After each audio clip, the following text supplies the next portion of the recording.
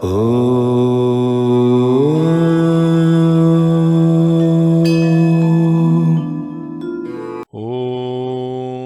Sahana Vavatu Sahanau Bhunaktu Sahaviryam Karavavahai Tejasvinavadhitamastu ma vidvishavahai. Om Shanti Shanti Shanti. So I think it was on 1st of January, in the beginning of the new year, that we met last. And that was our 17th session. So technically this is our 18th session. 18 is a very significant number. Those of you who know of Shabarimala, or those who have gone to Shabarimala, they will know this very well, that there are 18 steps that lead up to the temple precincts. So we halted at 17 and today we are on 18. So that 18th step is the top of that stairway which enters into the precincts of the temple. And when we are in the temple, through the process of whatever is a perambulation that we do, after that we reach the sanctum for the vision of the Lord of our hearts. When you go to Shabarimala, there is also, as we enter, there is this word which says Tat Tvam Asi. Tat Tvam Asi. That you are. What is that? That is that you are nothing but that life energy which is burning through all of us, which is functioning through all of us, which is energizing everything that we are all doing. So wonderful. We started this entire sessions on understanding our life through the vision of Bhagavad Gita, understanding what is the disease which Arjuna faced and which all of us faced by the challenges that confront us. And we understood that the situations that were challenging, in those situations, we wanted to retreat from those challenges. And later, when we learnt about the knowledge that this is how our mind was functioning, we asked, what is better? Is it action which is better, or is it knowledge which is better?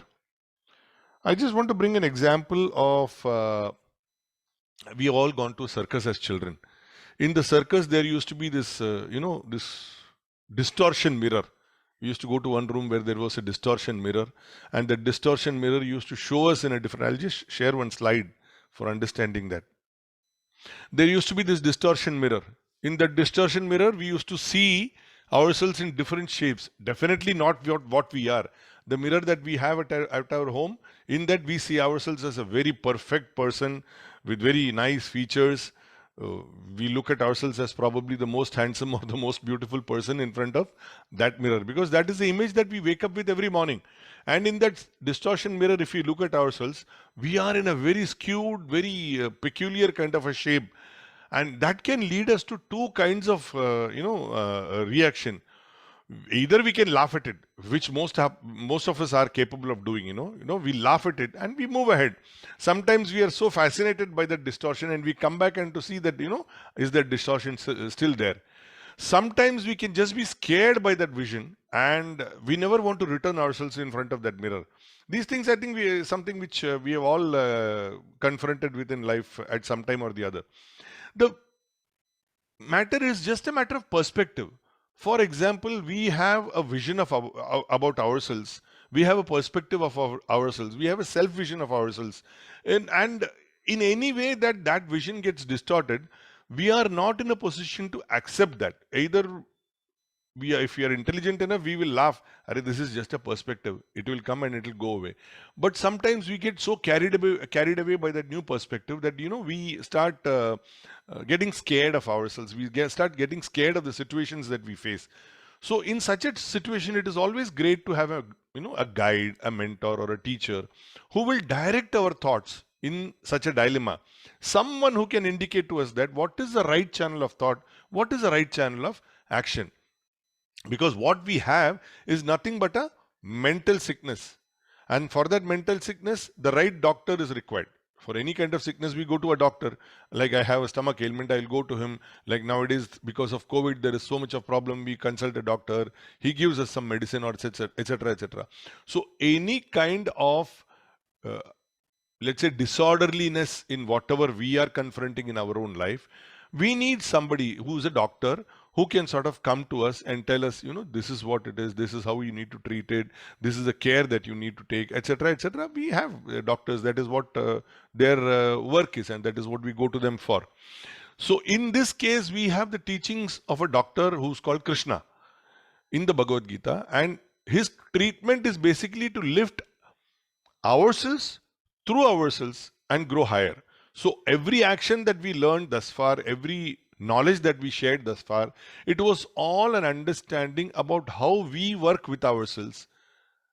We use our own tools, our own apparatus to improve our own mental and intellectual equipment and try to grow higher, better than what we were yesterday. That was the entire vision. That is what the doctor was prescribing.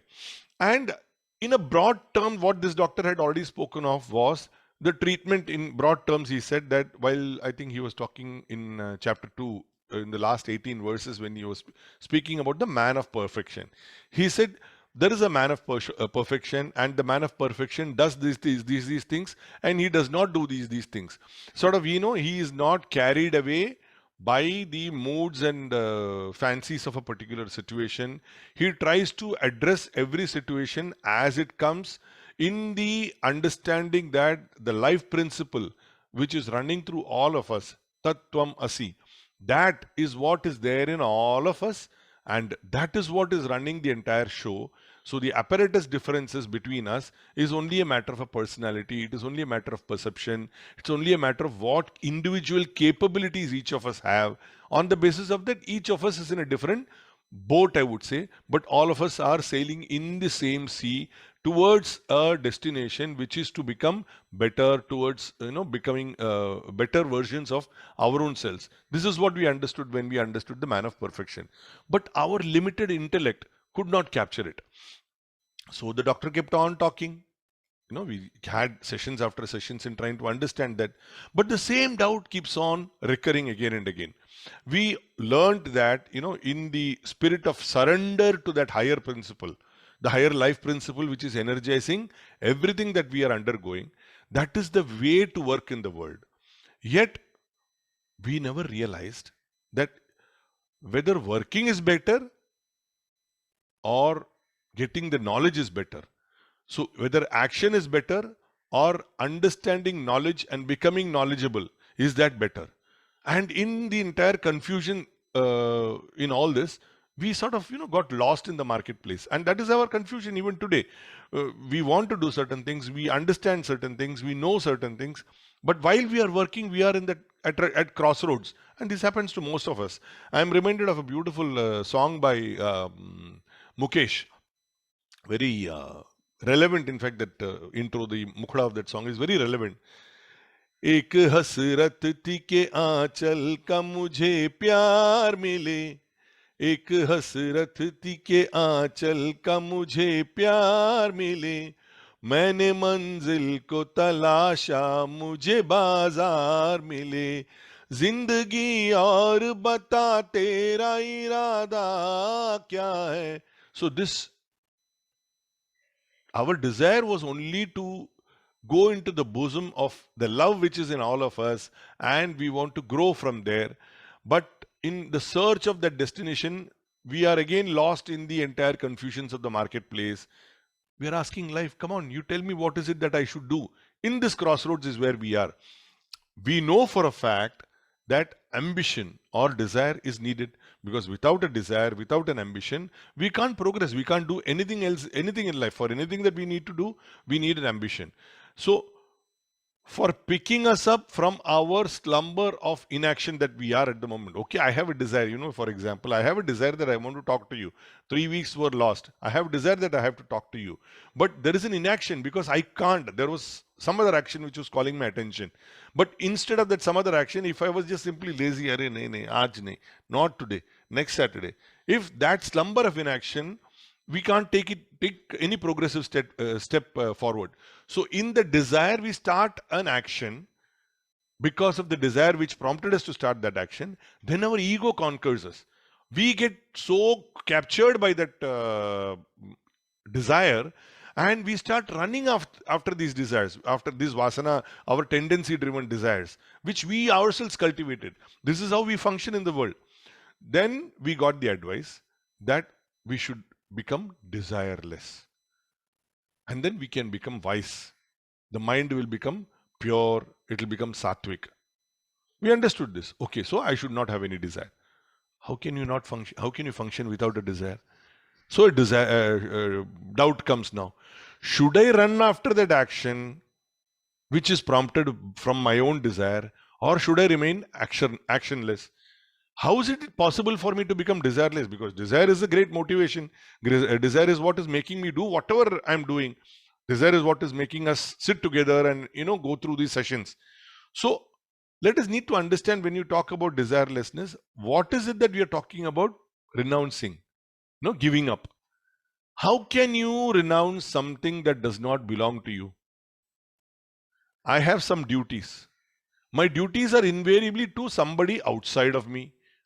Of course, I have duties to myself also. I can't renounce my duties. I have certain relationships, like I have a parent, I have a child, I have a wife, I have a position in society. So some relationships I have built. Now those relationships are outside of me. How can I renounce that? I have certain talents. For example, talking, singing, whatever you can call it. Now, the talents are something which the society can make use of. So how they don't belong to me? Then how is it that I can renounce those? So those things which belong outside of me, how can I give up that? How can I say I renounce that? They are always meant to be pursued because it is outside of me. Then what is it that I have? I have negativity. Because negativity is something which I have cultivated within me. I have my ego, that at any point in time I will start thinking it is mine, it is me, it is I am doing. So that ego which is there. I have certain wrong tendencies. For example, I have certain tendencies which are avoidable, which could be harmful to me. It could be harmful to me and my family, could be harmful to people around me. I have wrong tendencies. I have attachment to what I have. And because of that attachment, I create anger from losing, from the fear of losing that. So these are things that I need to renounce.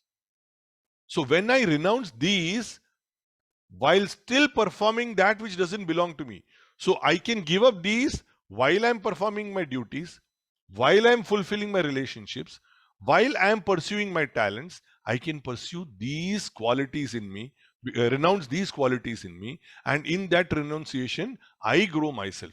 This is what is the entire, let's say, the learning that we understand. So we understand this path of spirituality requires courage. Spirituality is not for cowards.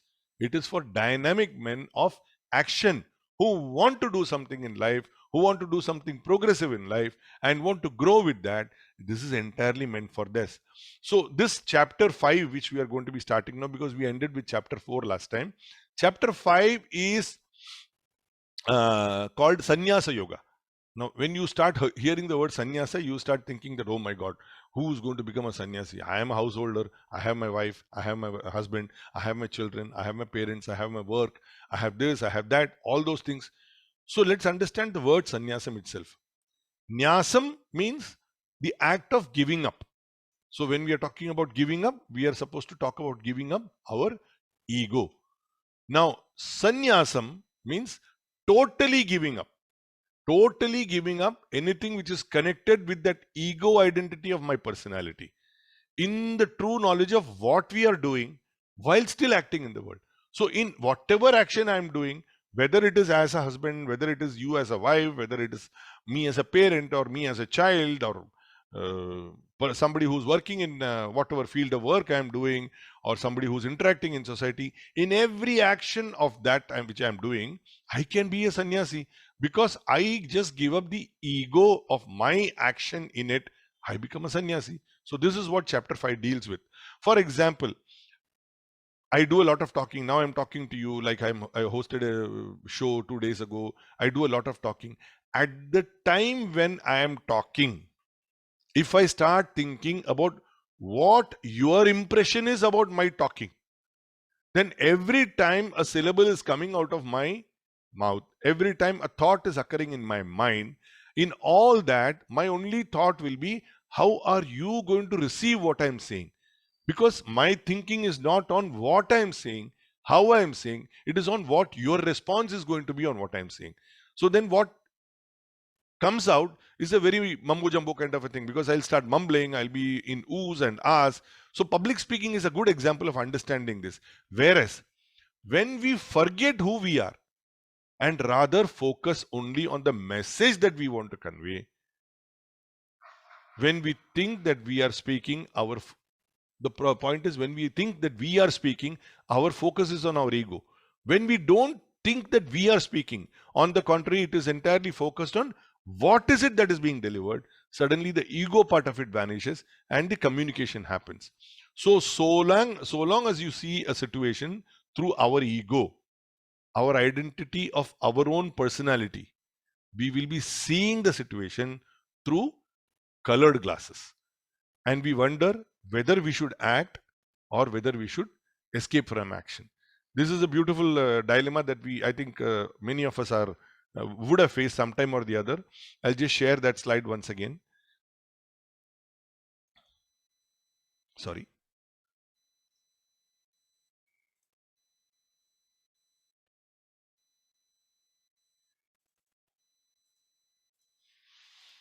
See, this is a dilemma that many of us would have faced.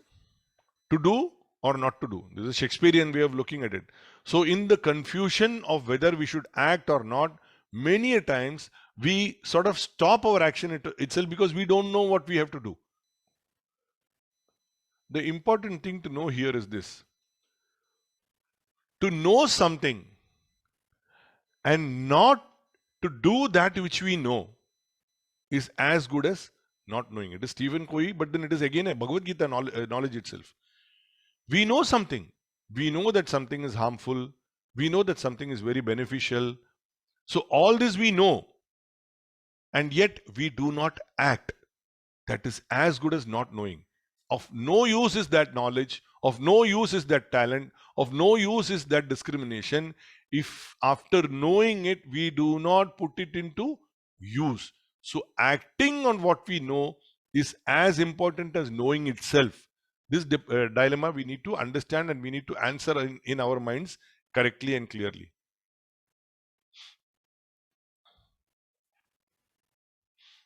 So I am now going to be playing verse 1 to 6 of chapter 5, and then we will take the session forward.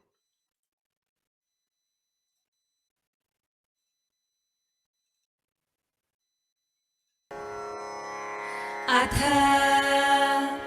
पञ्चमोऽध्यायः सन्न्यासयोगः। Arjun उवाच सन्न्यासं कर्मणां कृष्ण पुनर्योगं च शंससि यच्छ्रेय एतयोरेकं तन्मे ब्रूहि सुनिश्चितम्। श्रीभगवानुवाच सन्न्यासः कर्मयोगश्च निःश्रेयसकरावुभौ तयोस्तु कर्म सन्न्यासात् कर्मयोगो विशिष्यते। ज्ञेयः स नित्यसन्न्यासी यो न द्वेष्टि न काङ्क्षति निर्द्वन्द्वो हि महाबाहो सुखं बन्धात् प्रमुच्यते। साङ्ख्ययोगौ पृथक् बालाः प्रवदन्ति न पण्डिताः एकमप्यास्थितः सम्यक् उभयोर्विन्दते फलम्। यत्साङ्ख्यैः प्राप्यते स्थानं तद्योगैरपि गम्यते। एकं साङ्ख्यं च योगं च यः पश्यति स पश्यति। सन्न्यासस्तु महाबाहो दुःखमाप्तुमयोगतः योगयुक्तो मुनिर्ब्रह्म न चिरेणाधिगच्छति। So here we start off by a question, and the question is very straightforward. You, the teacher, you are a person who's coming from a village, you are a cowherd, whatever it is, and you are now telling me in the war field what I'm supposed to be doing. Now I want you to think and clearly tell me once and for all, because you are confusing me. Tell me, clearly and once and for all, you tell me what it is. What is better? Is it better to act, or is it better to renounce action?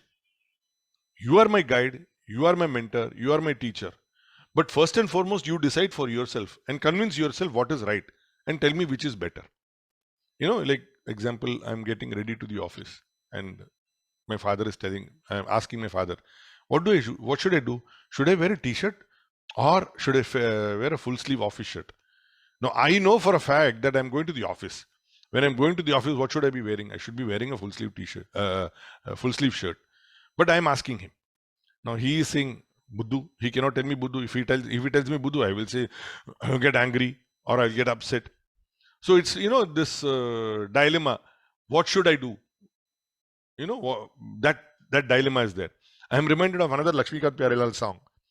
मार दिया जाए के छोड़ दिया जाए, बोल तेरे साथ क्या सुलूक किया जाए, बोल तेरे साथ क्या सुलूक किया जाए, जाम दिया जाए के जहर दिया जाए, बोल तेरे साथ क्या सुलूक किया जाए. This is a kind of confusion in which we are. And now the teacher has to say, so the teacher is saying, both are good. T-shirt is also good. Full sleeve shirt is also good. But a full sleeve shirt is superior to a t-shirt. You will look good both in both. Of course, you will look good in both. So in that context, he is saying that the yoga of action, both are good. The yoga of action, where in action you are surrendering your ego and working without any ego or egocentric desires, but working for a common goal, working for something which is beneficial to you and others around you, is better than simply giving up action. So there are many people like that. In fact, this question has come to me many times, even in chats also, even otherwise also, people have asked me this question, that if you say that gaining the knowledge of what exactly is the right way to life is, if that is good, then I might as well be sitting like a Buddha under a tree and try to gain that knowledge. So there are many people like that. They can imitate Buddha very well. They will hold their fingers and then they will close their eyes and they will imitate Buddha very well and sit in idleness. But inside, they are living like a Buddha because they are always thinking about their own desires. It is better that you need to avoid that kind of a hypocrisy. Stay away from these pair of opposites. The pair of opposites meaning was we have some things which we like, some things which we dislike. For example, you are sitting in a restaurant and you are having a drink. You enjoy a drink. You are having a drink. And then suddenly you get a call from your friend saying that, you know what, I am at the in the next street. We are doing bowling. Why do you want to come? You are already sitting with a couple of friends with a drink. Now, because he says bowling is there, you want to run because you like that also. And the person who's sitting with you, he says, no, I think, you know what, we have, we'll stop at this one drink. We have to go to the library. We have to refer some materials for our PhD thesis. You don't want to do it. And then you say, I hate it. I don't want to go. So you are actually running from this pair of opposites, running towards what you like, running away from what you don't like. So this is what is our nature. But whereas the true sannyasi, as I explained now, is to give up that ego of my own identification from either, and then look at the progress, look at my progress, look at my own growth. So the true, the person who can grow is the one who neither hates nor desires. He is free from every bondage. And for that, do you want to have to wear a saffron cloth, or you need to wear a white or something? You don't need to grow a beard, etc. Even while I am working in my office, even while we are doing our duties as a householder, if we build up this mental quality in us, we truly become a sannyasi. Even as a man or a woman in the world, in whatever work we do, if we bring this attitude in the way we work, then we are truly a sannyasi. So I can give you some examples of what we talk about when you talk about as a sannyasi.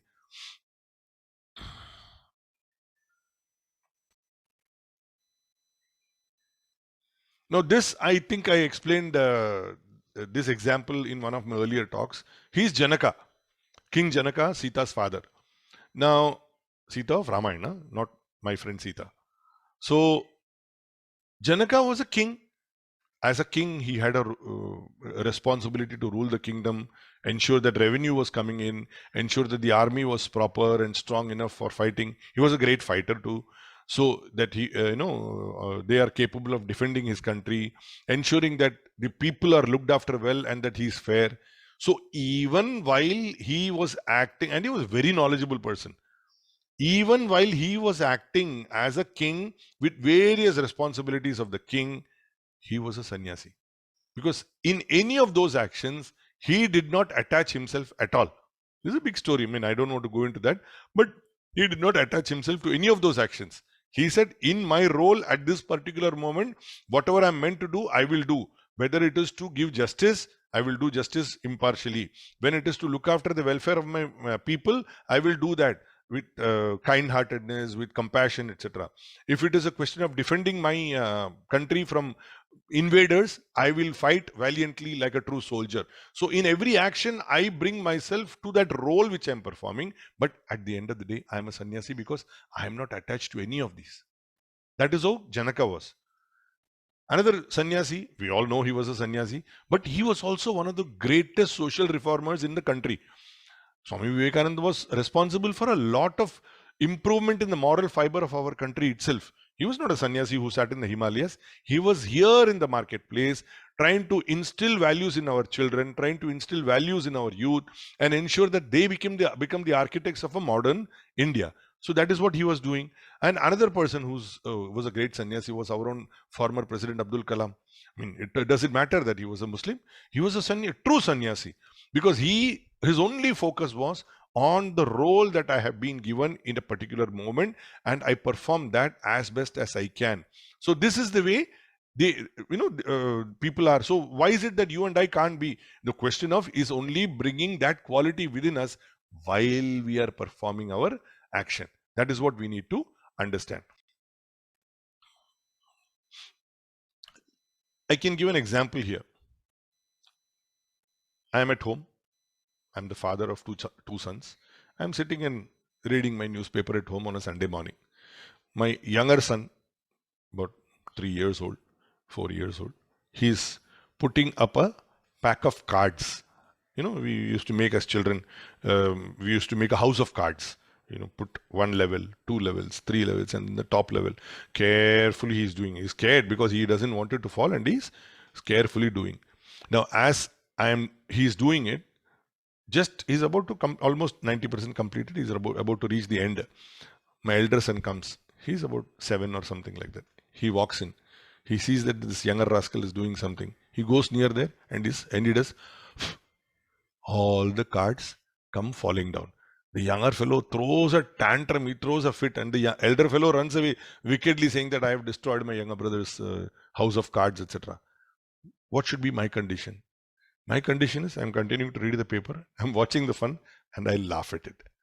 Because I stand unattached from that entire experience itself. So we come across many such instances in our own life where this younger brother and the elder brother are nothing but two pairs of opposites within us who are working in two different directions. But deep within us, we must have that, what can I say, the wisdom, the discretion to know what is happening between these two brothers who are fighting inside us, and say that, oh no, I will not be a party to this fight. I will become a witness to this fight and just watch it as it passes. But what happens to us is we are always carried away by these pair of opposites. We jump from one experience to another to another. We keep on jumping that this joy I want, this sorrow I don't want, this unhappiness I want to stay away from, this happiness I want to run towards. So we just keep on jumping from one to the other, carried away by the whims and fancies of the mind. And the whims and fancies of the mind make us dance around like we are puppets in our own mind. So we should learn to remain similar in both kinds of experiences. We are not bound by our own experiences. Each experience is just coming and going away. We have to learn this within ourselves.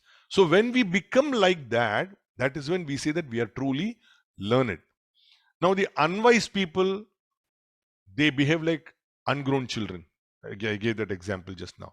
So they think that we must be either in the action that we are doing, or we must be in the knowledge, as if they are independent of each other. They are unwise. They don't realize this, because if we are firmly established even in one, the question was, should I act or should I renounce? That was the question.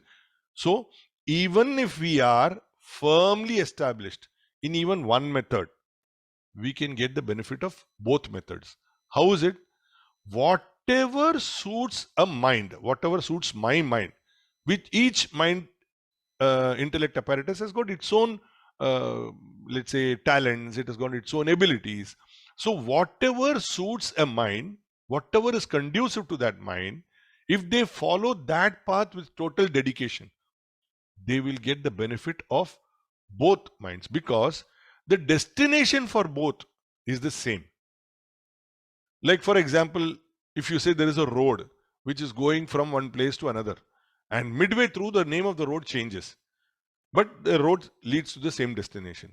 For example, I'm driving from Pune to Bombay.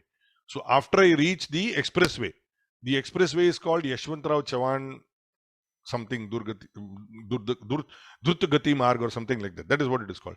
So I enter the expressway and I'm driving almost about 95 kilometers. I'm driving.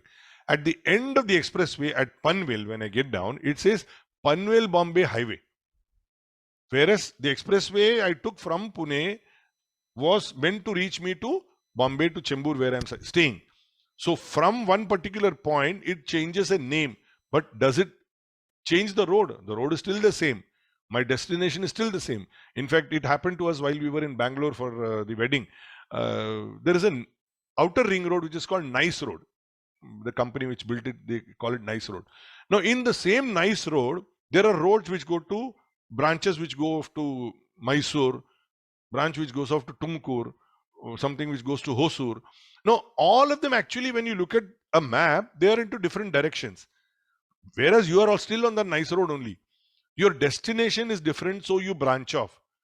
But our destination for all of us, when we pursue, whether it is a path of working actively in whatever we are doing or understanding it through knowledge, our destination is the same. I think I sang one Rafi Saab song earlier in one of my talks, and same song applies here also. मेरा तो जो भी कदम है वो तेरी राह में है कि तू कहीं भी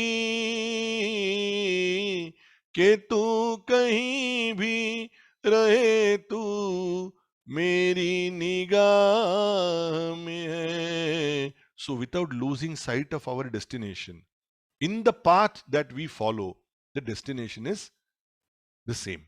So unless we keep working in whatever field that we are engaged in, whatever we are doing, each of us may be doing different things, but we keep working in that field with the dedication of our own action in whatever we are doing, we become wise. And gradually we give up our attachment to the action itself. And we walk towards our destination. And the destination is nothing. It is the same for all of us. What? Happiness. We all want only happiness. No, we don't want anything else. For example, I think all of us would have experienced this as a child. You know, we used to eat sugarcane. So sugarcane used to come in that long stick. So we have to now break one piece because we can't hold the entire stick as it is. So we break one piece and then peel off the top covering, and then we start chewing the sugar cane. When the entire cane which piece is chewed, and when there is no other sweet juice which is coming out, we simply drop it, and then we take up the other piece. But if we try to eat the whole sugar cane, we will not be able to finish it because it is too big. A full sugar cane is too big. So we probably eat up only a part, maybe 3, 4, 5 pieces, depending on each of our appetites.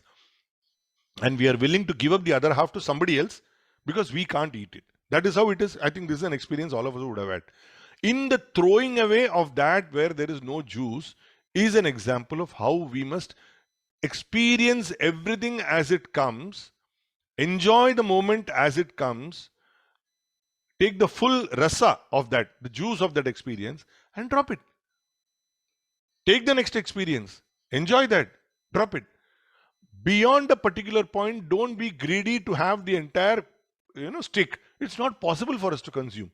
So just be happy with that 4 or 5 pieces that we consumed and enjoy that and drop it. This is what we need to understand. That is the way we need to work in whatever we are doing. This is a very simple lesson. Now, for teaching something simple like this, we find that there are many meditation classes going on everywhere. People say that, I want to join a meditation class. Morning 6:30, I want to go attend the meditation class. How can you meditate without getting your mind ready? For you to go within yourself, you need to bring in these actions in your own experience. You need to learn the idea of dropping something while we are experiencing. Only then you can go to the next experience. Unless you prepare your mind like that, you cannot, sorry. Unless you work in this manner, you will not be in a position to get your mind ready for a deeper contemplation about the knowledge itself. There are singing classes going on everywhere, but how can you sing unless you have prepared your voice for singing? So you need to work at preparing your voice for singing. When your voice is ready for singing, you can sing. So likewise, without getting our mind ready with detachment to our egoistic notion that we are acting, we cannot grow higher in knowledge or in understanding. So while we are acting, we must retain the dynamism in whatever action that we are performing. But we must learn to renounce the anxiety to enjoy the fruits of that action. So this experience happened to me particularly. Today is 29th, just 4 days ago. On 25th, we had our Foundation Day show of our Shuktaswara's music platform. So here is one case where in the last 4 years, all the shows that we have held, we have prepared very well. We have done a lot of preparation with other singers, with us too, with the musicians and everything. Here was one show where the other singers were prepared, the musicians were prepared. Me and Rajni weren't prepared well enough because we had no time with the wedding going on. So we just a little bit, our preparation was very scattered. But we weren't well enough because of health and tiredness, etc. There was even a thought that, should we drop the show itself? But here was a show that is announced as the Foundation Day show of our platform. Many people are looking forward to it. The musicians are engaged. The other singers are engaged. Question of dropping it does not arise. So we have to go through with it. So we were unprepared, but yet we put in the best effort that was possible because there was a lot of other people whose, let's say, desires, they were looking forward to it, that was engaged in it. But in the end, a result was that there was a very good show, excellent show. It was. Many people said this was probably one of our best shows, where the audience enjoyed. 2 new youngsters we brought in to sing. They performed very well and people sort of appreciated them. There was no ownership to the results that we had, because we had started off saying that it is our 4th Foundation Day show. We came in between to a situation where we were even willing to drop it. And then subsequently, because of the interest of so many people who were involved, we went ahead with it and put our best step forward. And the end result was that because there was no anxiety for any personal enjoyment of the fruits of whatever we did, the show came out excellently. So this was an experience which happened to us about 4 days ago when we saw this, and we realized that this integration of the mind and intellect in the execution of whatever we plan, this integration is between what? Logical thinking of the intellect and the direction towards the action by the mind. Disintegration is caused because of our own desires and the anger at it not being fulfilled. So a steadfastness is required, necessary in every mind and intellect to progress and succeed. I will now move ahead and I will pick up verse 7 to 13 of the same chapter. Play that now. योगयुक्तो विशुद्धात्मा विजितात्मा जितेन्द्रियः सर्वभूतात्मभूतात्मा कुर्वन्नपि न लिप्यते नैव किञ्चित् करोमीति युक्तो मन्येत तत्त्ववित् पश्यन् शृण्वन् स्पृशन् जिघ्रन् नश्नन् गच्छन् स्वपन् श्वसन् प्रलपन् विसृजन् गृह्णन् उन्मिषन् निमिषन्नपि इन्द्रियाणीन्द्रियार्थेषु वर्तन्त इति धारयन् ब्रह्मण्याधाय कर्माणि सङ्गम् त्यक्त्वा करोति यः लिप्यते न स पापेन पद्मपत्रमिवाम्भसा कायेन मनसा बुद्ध्या केवलैरिन्द्रियैरपि योगिनः कर्म कुर्वन्ति सङ्गम् त्यक्त्वात्मशुद्धये युक्तः कर्मफलम् त्यक्त्वा शान्तिमाप्नोति नैष्ठिकीम् अयुक्तः कामकारेण फले सक्तो निबध्यते सर्वकर्माणि मनसा सन्न्यस्यास्ते सुखं वशी नवद्वारे पुरे देहि नैव कुर्वन्न कारयन्. So we now learn that through the dedication in whatever work that we are doing, always remembering that it is that higher principle, that life principle which is energizing everything that we are thinking and acting, we are in a position to conquer the wandering nature of our own mind and intellect. And because of that, what happens is our senses, our eyes, ears, nose, tongue, etc., they don't run after all the temptations that the world throws at us. We realize that it is the same life energy, the same self which is flowing through all of us. So though we are acting, we are not poisoned by these external influences. For example, let's say that we know a little music.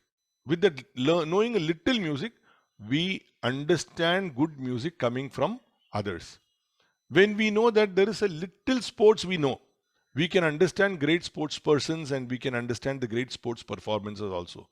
Similarly, when we know that it is this life energy which is flowing through all of us, we know that this life energy and we understand that it is the same energy which is expressing through every one of us based on our respective talents, abilities, whatever it is. So such a person who understands this principle, he doesn't think he is doing anything. He only knows one thing.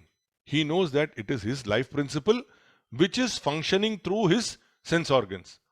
And that all these actions, like for example, hearing something good music, touching something very like, touching a nice flower, smelling something, smelling a nice biryani, or eating a nice biryani.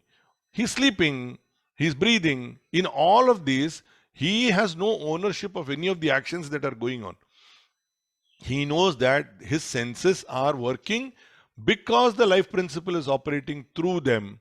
So whatever is his ability, whatever is his talent, whatever is his own knowledge, it is expressing itself through the various vehicles of action that are coming from him.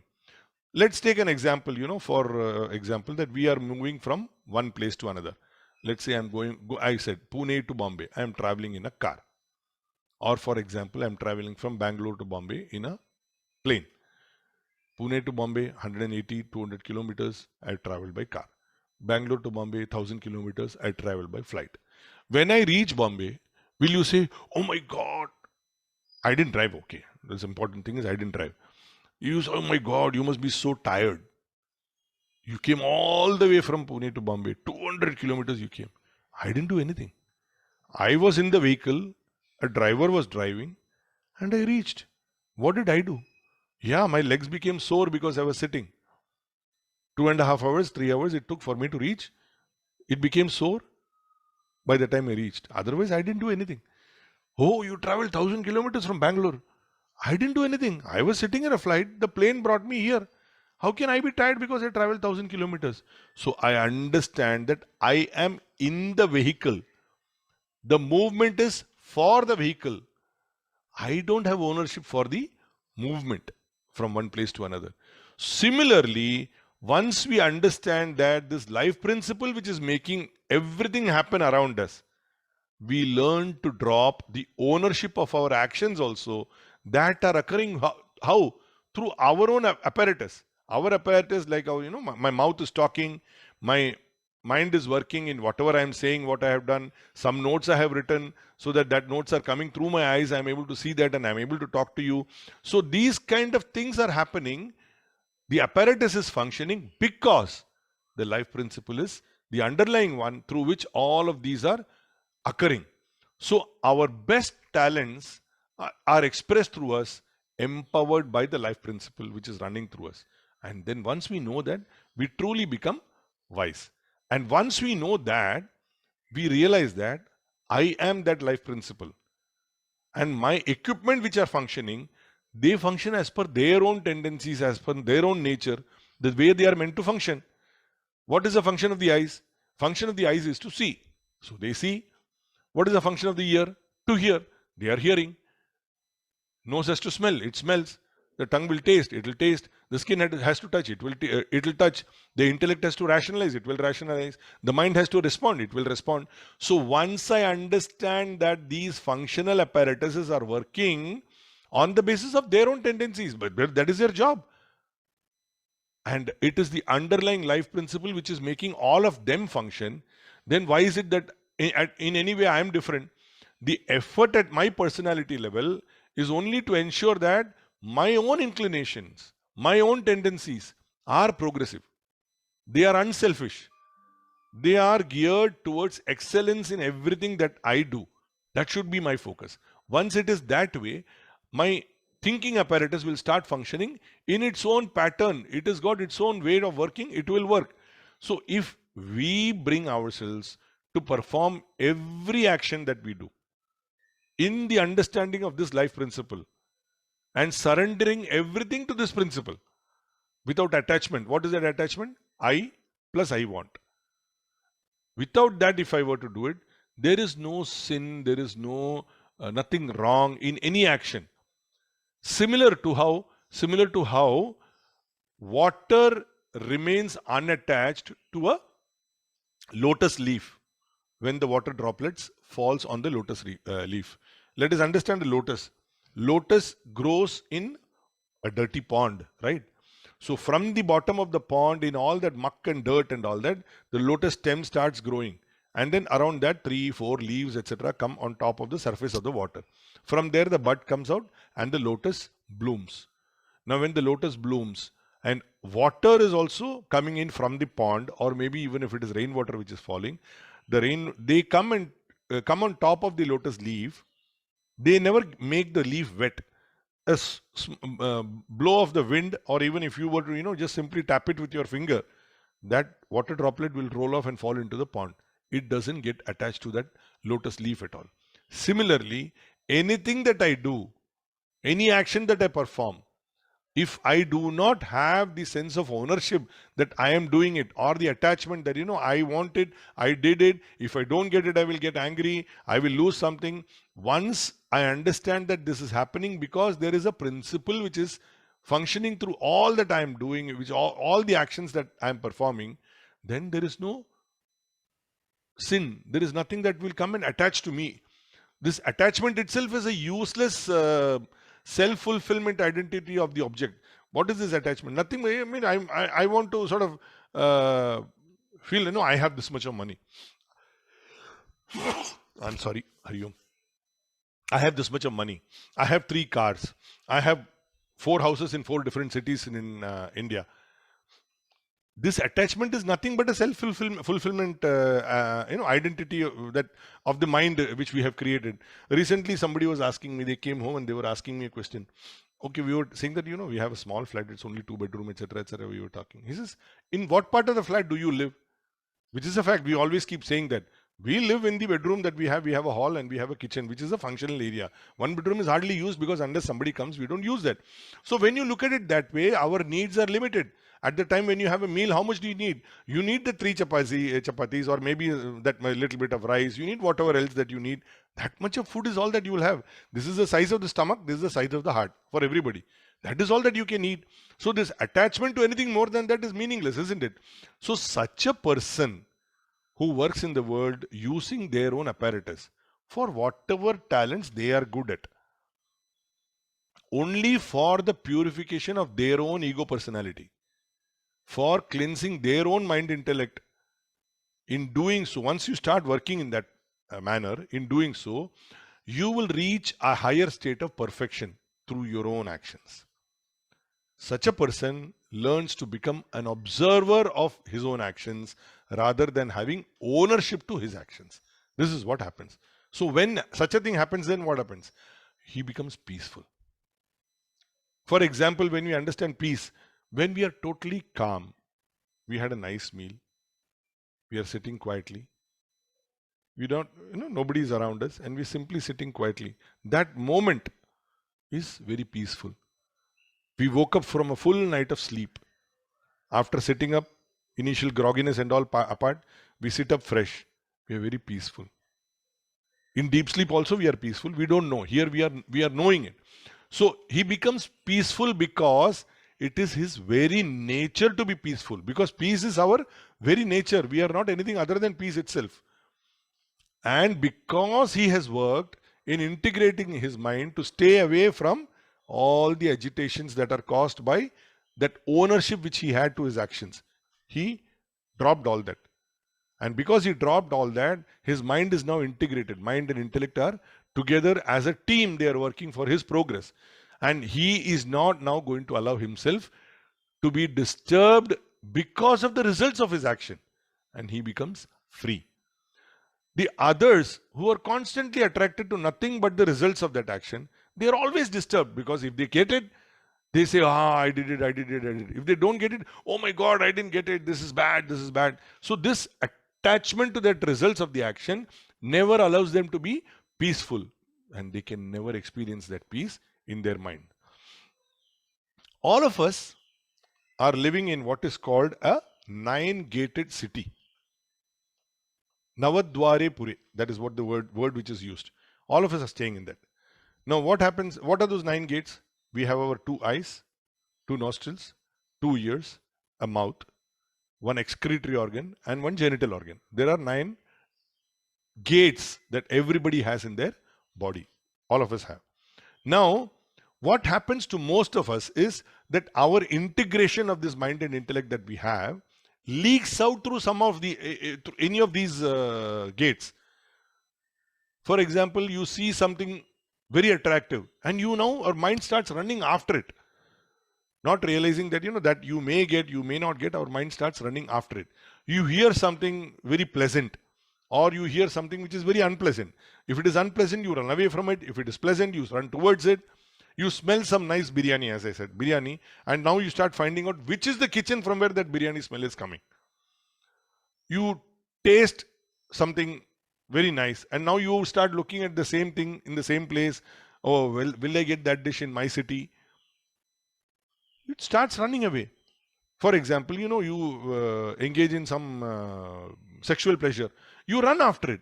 So this is what happens to us. We start running after each and every experience that comes to us through these gates of our mind. So our integration of our mind and intellect is leaking away from these gates.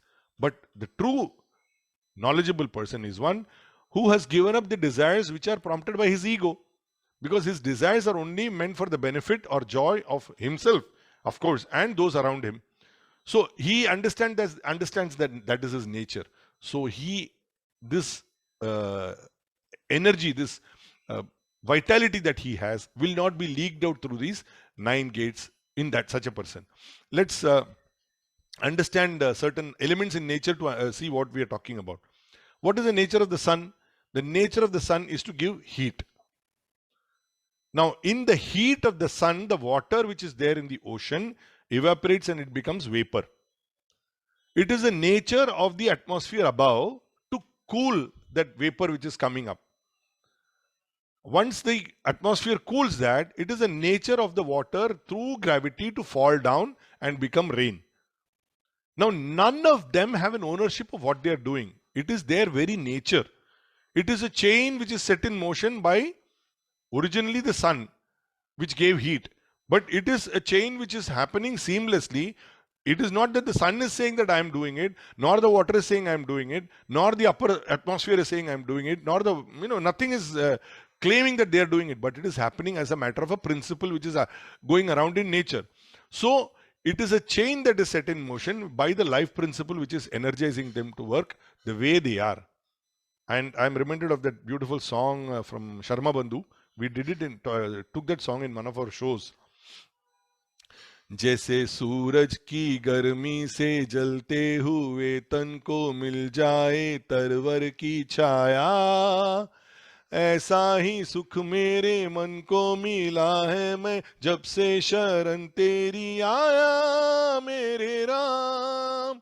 When we surrender ourselves to that higher life principle, like how the tree gives shade to me in a blistering heat of the sun, that kind of happiness, that kind of calmness, that kind of peace I get when I am surrendering myself to you. This is the nature of that man.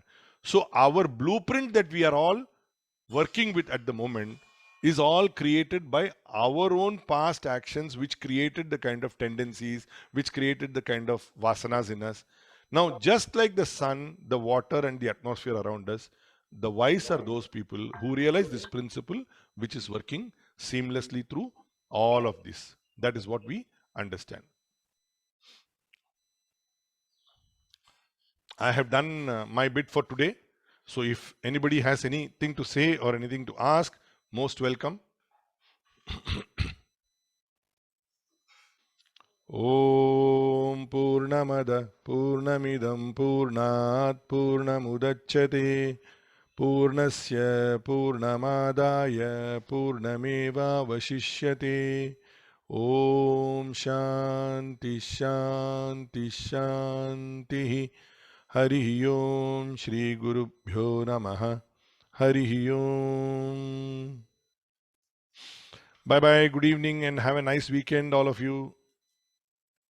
Thank you, Suresh. Thanks, आपने दी Suresh. तरवर की छाया Yatindra ji. Thank you. Bye bye bye bye bye everybody. Thanks Shitapa. Thank you, sir. Thank you Ramaji. Bye bye bye.